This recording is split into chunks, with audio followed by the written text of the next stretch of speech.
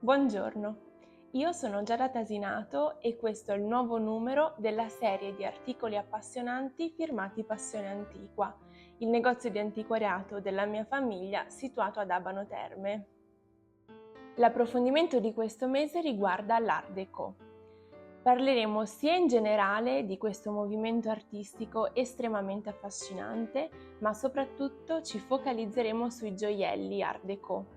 Lineari, simmetrici e caratterizzati da forti contrasti cromatici, questi gioielli sono veramente dei capolavori che hanno rivoluzionato l'arte della gioielleria negli anni '20 e che continuano ancora ad oggi a affascinare tutti gli amanti di questo mondo. Vi ricordo che tutti i pezzi che vi mostro durante questo video fanno parte della nostra collezione di oggetti antichi. Trovate tutto linkato in descrizione. Come sempre vi dico anche che per ricevere direttamente tutti i prossimi numeri dell'articolo appassionante vi basterà, se non lo foste già, iscrivervi all'area riservata del nostro sito passioneantiqua.com. Anche di questo vi lascio il link in descrizione. Per poter parlare di Art Déco bisogna partire dall'aprile 1925, quando a Parigi si tenne una mostra importantissima per il panorama artistico. Il titolo era Exposition internationale des arts décoratifs et industriels modernes e fu proprio a partire da questo nome che, decenni più tardi, si coniò il termine Art Déco. Questo movimento interessò tutti i settori dell'arte, riuscendo a fondere insieme sperimentazione e classicismo. Alla fine della Prima Guerra Mondiale, l'Europa era pronta ad andare oltre alla tragedia che aveva vissuto, immergendosi nel lusso, nella mondanità e nella sfrenatezza. È in questo periodo che dobbiamo collocare l'Art Déco. Questo linguaggio artistico ha infatti investito il vecchio continente negli anni '20 del Novecento, continuando anche nel decennio successivo, mentre negli Stati Uniti è arrivato un po' più tardi, a partire dal 1929, diventando l'emblema del mondanissimo e glamour stile Gatsby. La forza del Déco fu la sua capacità di rivolgere lo sguardo al passato, dall'arte antica egizia-azteca ai vasi e alle sculture greche fino ai mosaici bizantini, ma innovandolo, lasciandosi contaminare dai nuovi spunti, come quelli offerti dal cubismo e dal futurismo, dai colori del fauvismo, ma anche dai balletti russi di Sergei Diaghilev, dalle musiche di Stravinsky e dall'alta moda di Paul Poiret. La società del primo dopoguerra non si riconosceva più nel culto del passato, ma puntava solo all'avanzamento, tanto che adottò modernità come parola d'ordine.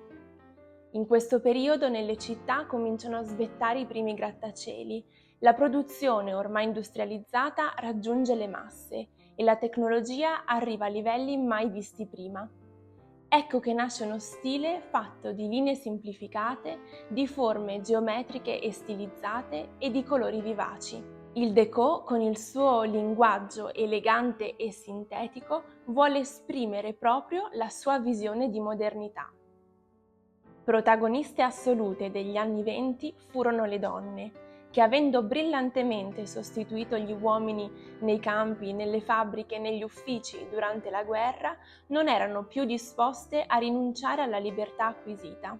Si può dire quindi che l'Art Déco riflette e si rivolge alle nuove donne, che, libere dai corsetti e dal cappello piumato, hanno bisogno di vestiti e accessori più comodi e confacenti al loro nuovo status.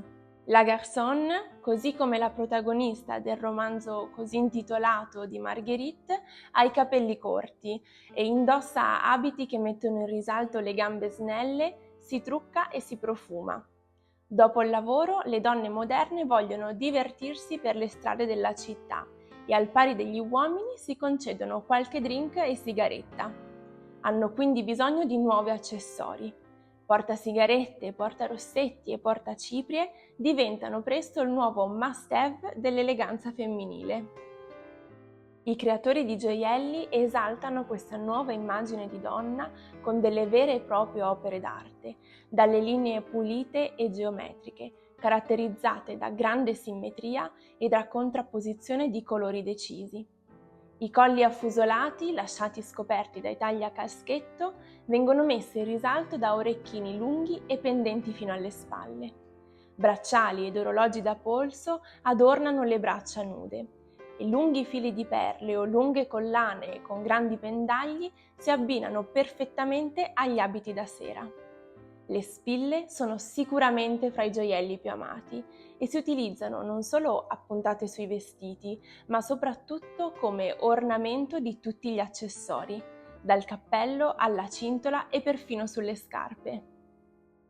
Indubbiamente essenziale per l'evoluzione della gioielleria déco fu la scoperta di nuovi metalli, diversi dall'oro giallo e l'argento, che erano stati gli unici ad essere utilizzati fino ad allora. Non solo si crearono nuove leghe d'oro, ma soprattutto si cominciò ad usare sistematicamente e a preferire il platino. Questo metallo particolarmente malleabile rivoluziona la montatura dei diamanti e dona incredibile luce alle gemme con cui viene associato. Il suo tono di bianco ben contrasta con il colore delle pietre colorate, creando degli abbinamenti sofisticati. In particolare, negli anni 20 e 30 del Novecento si diffuse la moda del bianco e nero.